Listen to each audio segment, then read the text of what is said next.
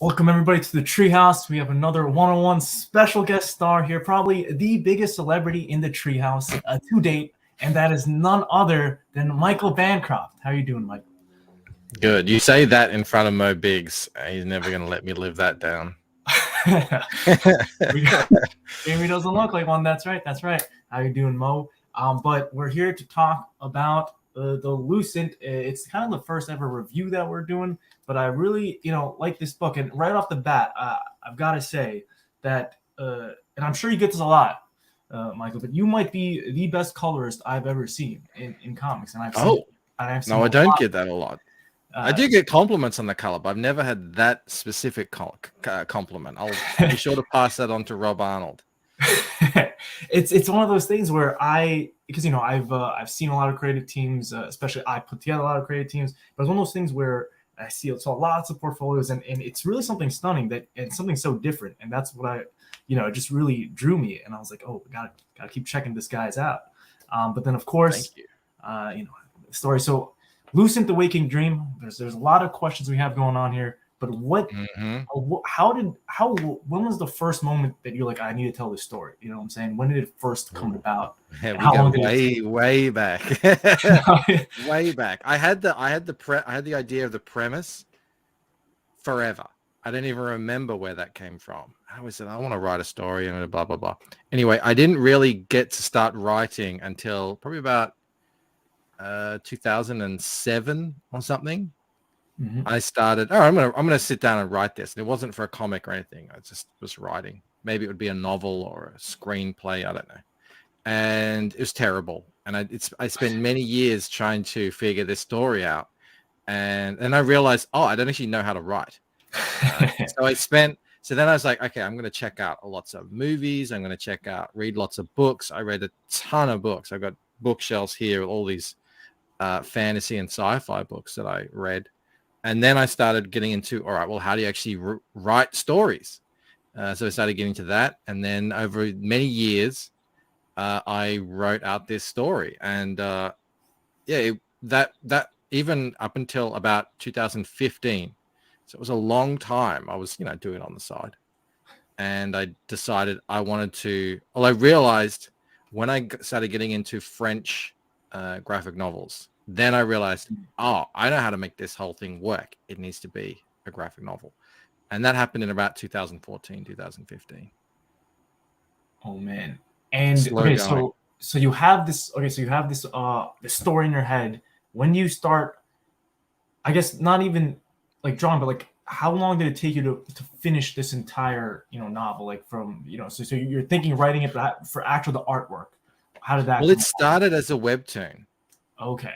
So I was like, that was the plan. And that's sort of, you can kind of tell in the way that it's written that I don't know. I didn't really plan it out in books. I was just, it's an ongoing kind of story.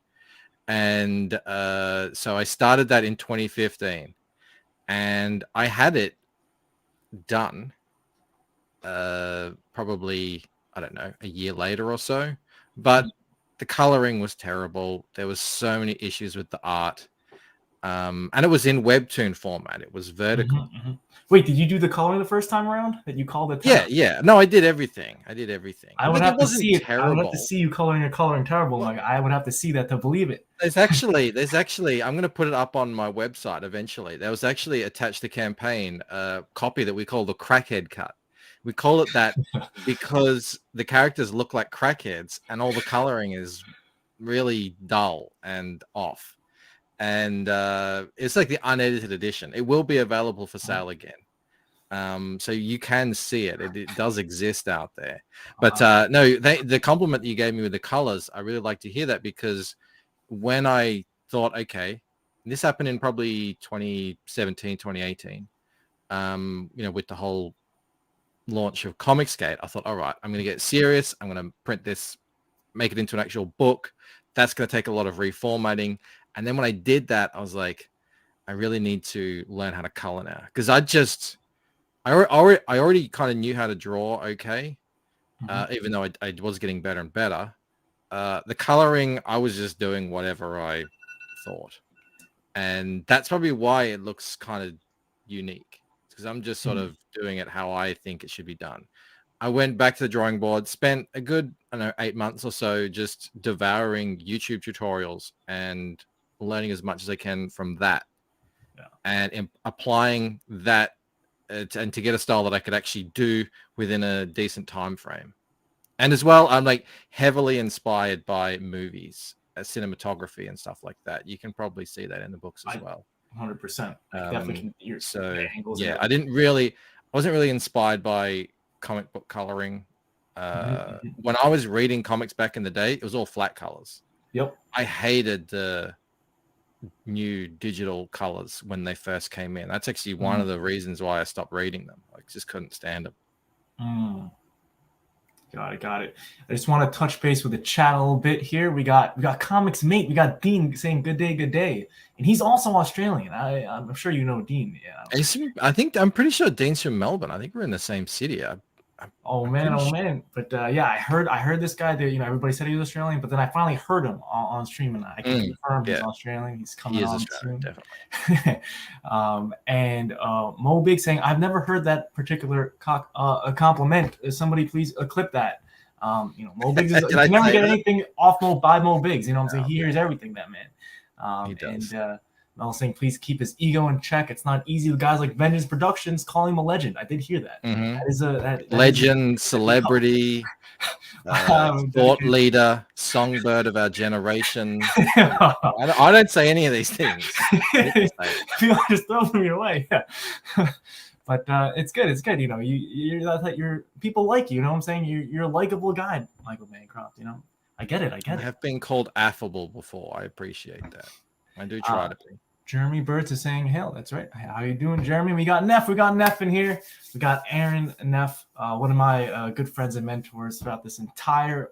Actually, the first show I ever went on when I first started making comics, and I just started this year. And it's something that, Neff's been a great friend throughout this entire process. And we're also playing a D&D game, but that's gonna be a future news coming about soon. One last comment here. Moby says, Bancroft marginalized all the crackheads in his book. Hashtag crackhead. I did. Erasure. That was an issue, yeah. But it had to be done. We had to get rid of them. Because I knew going forward, there wouldn't be any crackheads in the second book. It would confuse people. They'd be like, hang on, everyone was a crackhead in the first book. Why are they normal in the second? So I had to at least make sure there was consistency there. So a lot happens in this book, and obviously I think you plan it, but there's the way it is. It's like, even in the first almost 20 pages, I don't know if it's exactly 20, like we don't even meet the main character. What was the idea behind that? Look, I went into this, I didn't really envision it in a book form. Going back, I probably would have made it a lot more contained. I might not have done 3 prologues, one after the other, but I think it worked fine in the end. There's been some criticisms here and there, but there's so much going on in this book that will not be, you won't really be able to see until you're a few books in. The sort of the pattern, the structure of the story, the way it's told, how things connect. So yeah, look, I'm all about setting the tone, setting the mood, getting all the sort of feelings in there. And well, you meet Ella, I don't know exactly when, on what page, probably like page 4th, 10th, 12, I don't know, whatever it is, as a young girl. Right. And then you see her as she's older again. But look, I got a long story to tell. So, a few pages here or there where you don't see. It's a good thing you bring up criticism. Well, first, I like it a lot. I like this form of storytelling. People have, you say criticism, that's why I prefer, and there are definitely some negative things that people say about more, but there's also so much positive. And that's kind of where you have to focus, right? And it starts off with, particularly with me, I'm a fan first. And, I read this, now I'm a fan of you, Michael Bancroft, and it's one of those things where, because, I'm a fan, like everything is so cool about this book. And particularly when we get to meet towards the end, one of my favorite things was actually the interviews at the end that you do here. I think That was a big gamble. that was such a cool way to introduce characters, because now I know all, say, like, I went through the entire story. I didn't really, I kind of knew people by like how they look. I didn't Yeah. really know them by their personality or their names. Yeah. Now I know them, you know what I'm saying, because of this ending over here. And it's in a way that I've been told, because I have a fantasy book, kind of Game of Thrones inspired, where there's so many characters, maybe like 20 characters in this first issue, and everybody was telling me you need to do some kind of like key guide or character guide or traveler journal or something that includes them and their name. And I was like, that's good. It's not that creative. This is super creative. Like, what made you kind of do this? And he told it through like almost like a director, asking, like, interview section of your character. There's a lot of steps that sort of led me to that idea. I prefer, I think it's called in media res storytelling, where you were just dropped in the middle. Ella is already in a dream relationship with Damon. Things are already happening. The audience can hopefully follow what's happening, but they won't understand any of the reasons why it's happening or what it's about or anything like that. That comes as you develop in the story. It's I also enjoy mystery box stories. Even, I mean, some of them fail because they don't actually have the mysteries figured out beforehand, but I can assure you I do. So it's all about finding stuff out as you go. So, okay, that's great. I love that. Well, how does that work as a reader? I mean, it leaves a lot of questions when you put out a book. So I always wanted to have a some sort of character, I mean, sort of bio thing. But I grew up reading Marvel. I collected the Marvel cards. And I remember, so you get the thing on the character on the front and then a little bio and it says all their powers, and that sort of thing did not work for this story. It's just not that genre. It's not the same thing. So I thought, all right, well, what can I do instead of that? And one of the things that I used to really enjoy doing when I was developing the story was doing, like, just chatting with characters, doing interviews and stuff, and sort of seeing what would pop out. I know it sounds weird if you haven't written a story, and but to me, these characters are totally real now at this point. They're real people. So I can kind of converse with them and see what comes out. And it was just like, it just clicked. I was like, oh, that's really interesting. And then I can also sort of, as an interviewer, lead the conversation to not only reveal parts of their personality, but also story points on the series, and that drop little Easter eggs. So yeah, I was like, oh, that's cool. I can do that, and I don't have to be constrained by the plot or anything. It doesn't have to be like it's canon what they're saying, but it's obviously exists outside of what's happening in the story. It's purely just for the reader, exactly like you said, to get to know these characters a bit more. That some of them they only get to see on 2 pages. And that's obviously not enough to really know what they're all about. Right. And that's why I think it was so important. But there was so much going on here, and it was this idea of a dream world, and I think a lot of people are drawn to dreams naturally because they're mysterious. You said you like some mystery stuff, but there's something like called lucid dreaming, which I didn't even hear about until I was very recently. I was still in college at that point, but it's like when you can actually, like, have you had any experience or any crazy dreams, Michael? The people who know me for over the last few years are like, oh my god, Bancroft's going to go on about this shit again. Yes, that's what started the whole thing. Massive lucid dreamer. I got so into it. Like, I got into it more than almost anyone does. Right.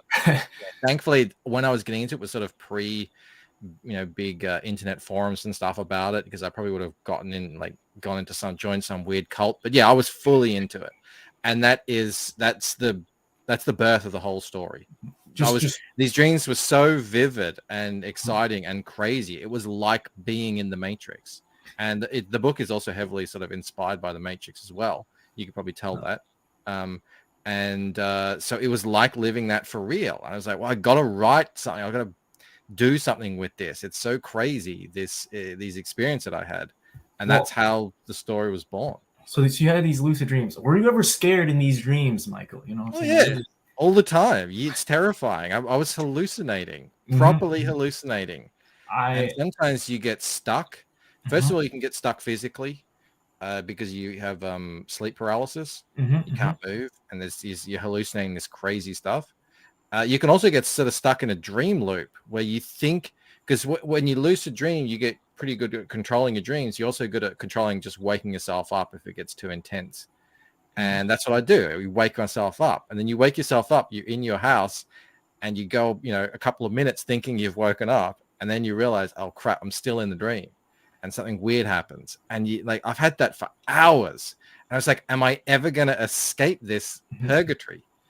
I Thankfully, eventually you do.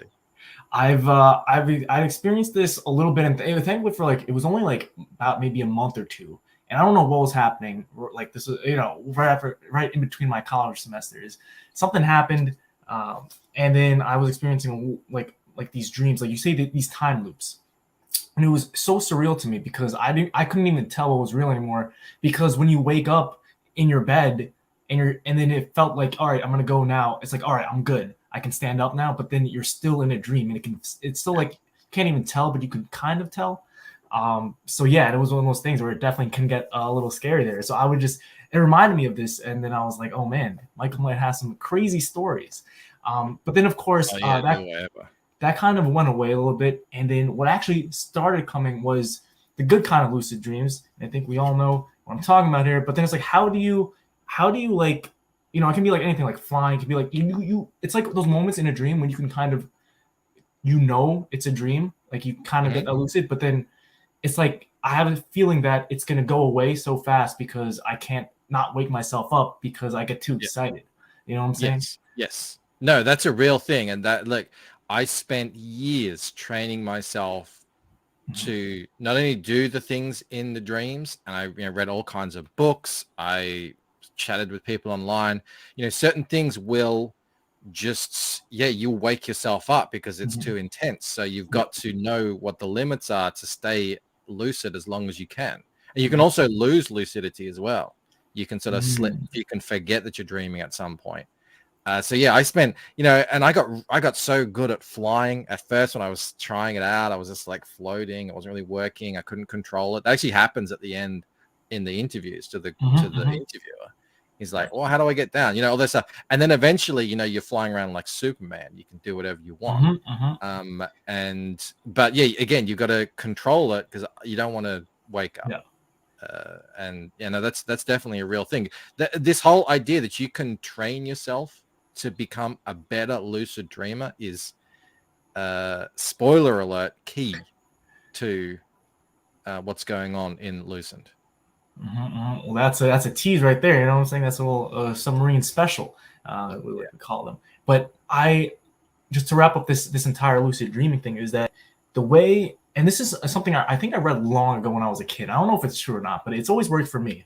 Like anytime like I'm stuck in a dream and it's almost like a nightmare, I read that you can't actually get hurt in your dream.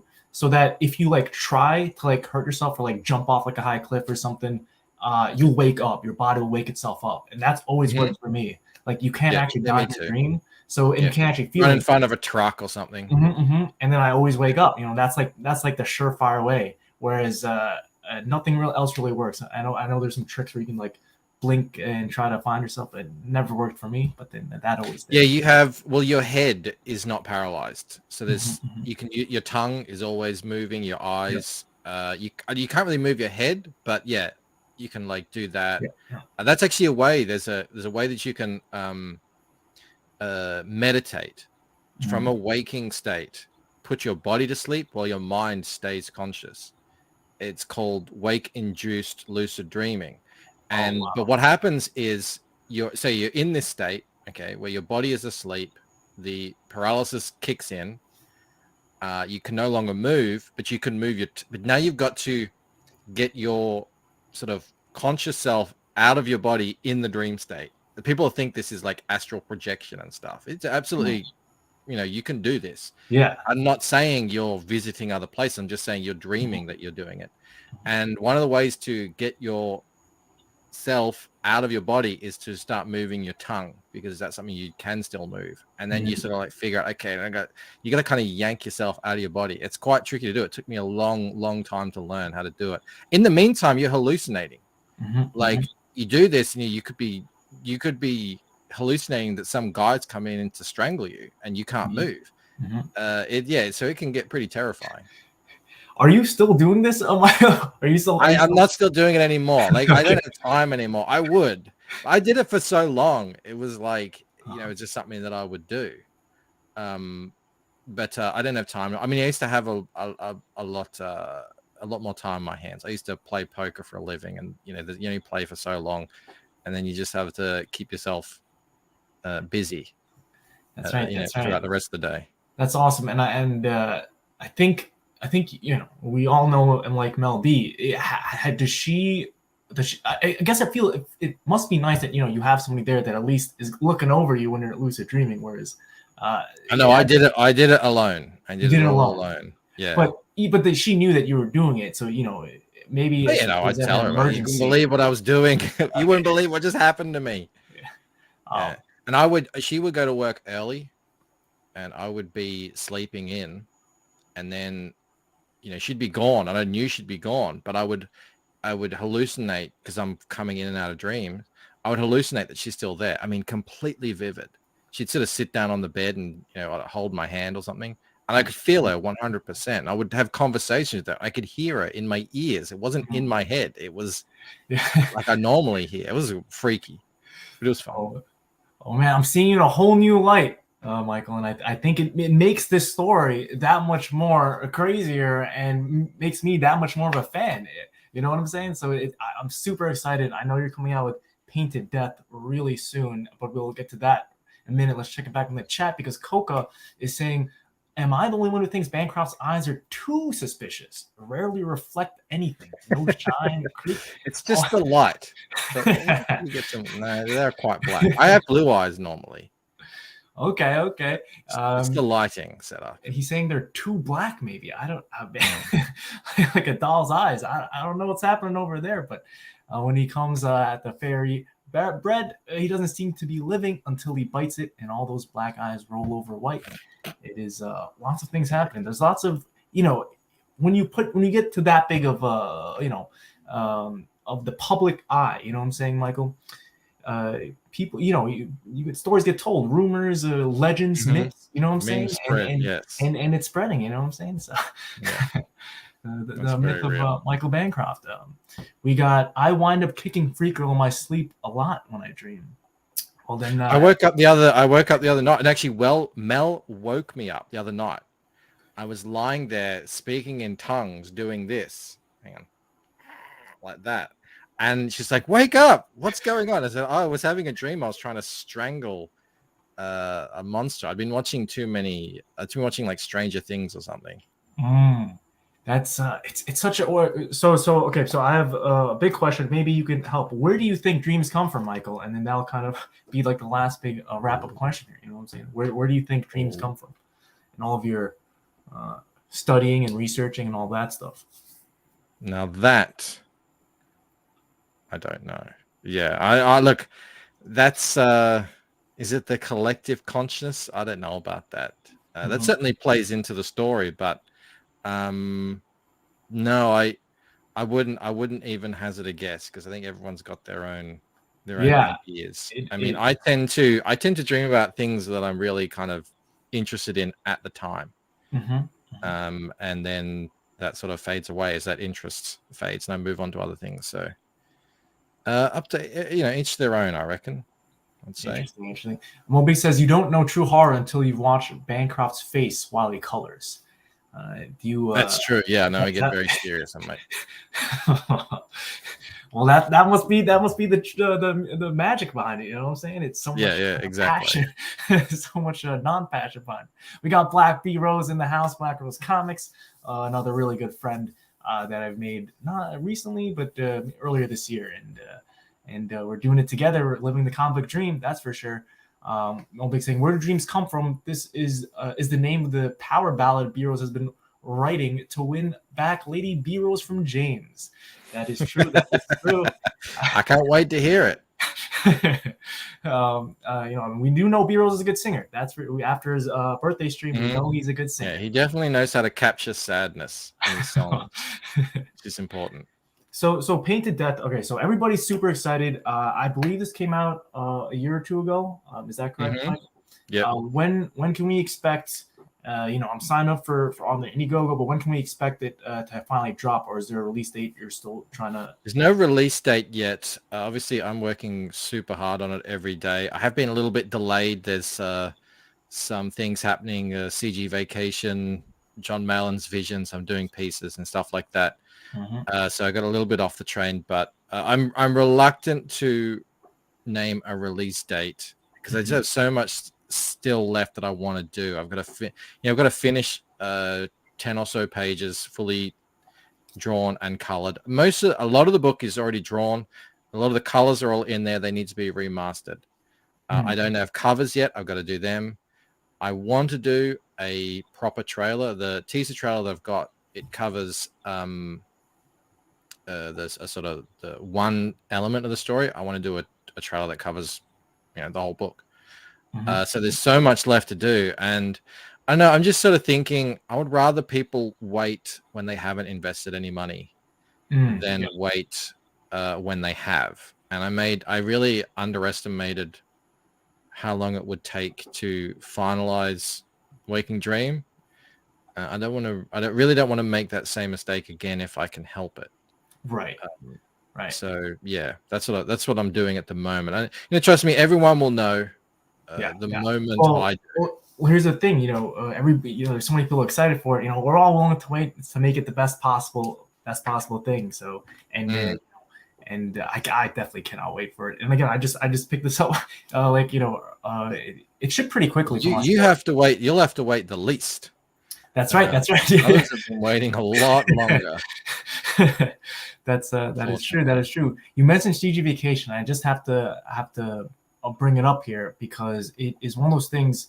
I was surprised actually that it got on here, but this is Ella Forsyth, and we'll get into her name in a little bit. But yeah, even this, like the first thing I notice here is the colors. You know what I'm saying? It was the first thing. I don't know. Maybe I'm just like that kind of guy, but I was like looking at the colors here, and it really just popped out. But like, what you're trying to you've been doing other things other than what's it called, the Lucent? Is the Lucent where you see like the future project's going to be, or do you have other things you want to do, or No, I'm all Lucent all the time, and I've got it doesn't all have to be. It's a bit like like in the Star Wars universe, they they sort of strayed away from the original Luke Skywalker, Anakin Skywalker storyline, and now they're doing other things, Mandalorian or what. It would be a bit like that is what I'm considering. And actually I haven't strayed away from the Ella yet, but I will in the future. But I am having side stories made. But for me, no, I mean, I want to make the Lucent for the rest of my life. And everything that I'm doing now is to get to that point. I still work full time, which is probably it's the biggest reason why it takes me so long to get all this stuff done. Right. Eventually I hope at some point to be able to just work on the Lucent full time. And I'm building a real big world here. So there's I don't feel any need to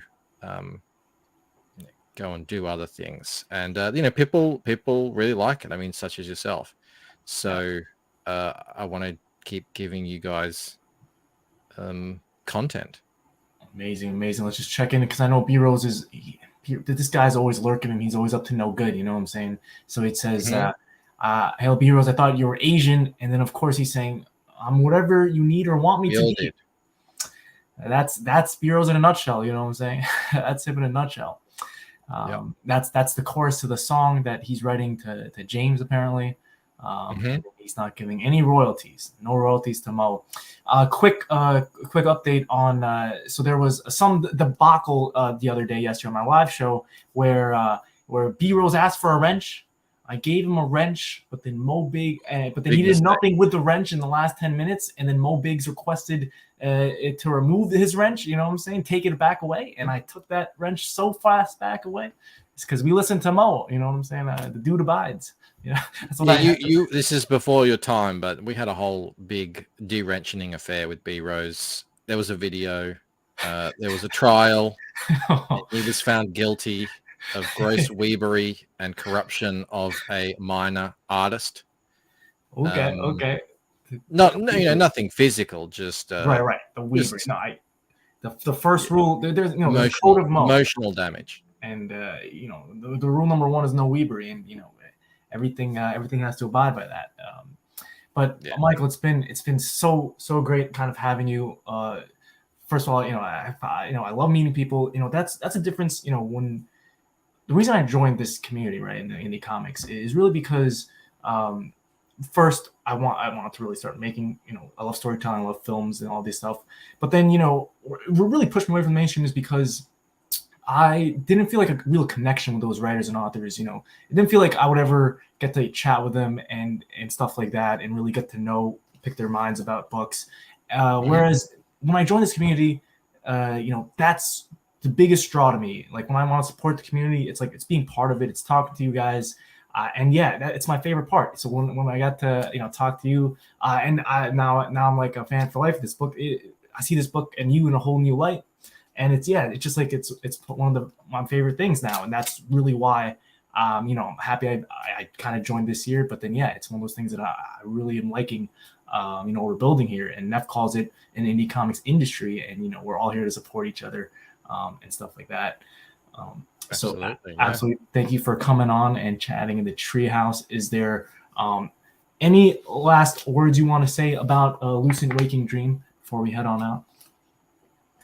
Sure. Yeah. Sign up to Painted Death. There's a mailing list out there, and look, it's going to be incredible. Just as I'm working on it, Joe and I are figuring out even new ways to make it even better. And I really think, people are going to really sort of see what we're capable of and what we're building here, and get an idea of what it's going to be like going forward. So. Get on it, and thank you, Armand, for the support. That was very cool of you. Absolutely, I'm so happy to hear that you enjoyed it. And I love supporting the community. But this book was something else when I read it. And it did a rare feat. It lived up to the hype. A lot of things live up to the hype, Michael. I'm sure you know. But it was and anybody who kind of knows you and the amount of hype there was real. And it lived up to the hype, and that there's nothing greater than that in my experience. So, thank you so much for hanging on the Treehouse, Michael. They don't listen to me to subscribe. Maybe they'll listen to you. Can you look into the camera and tell them to subscribe, like and subscribe? Subscribe right now. You won't regret it. This is the channel to be on and subscribe to. Yes. Thank you so much, guys. Have a great night. Thanks. They don't listen to me either.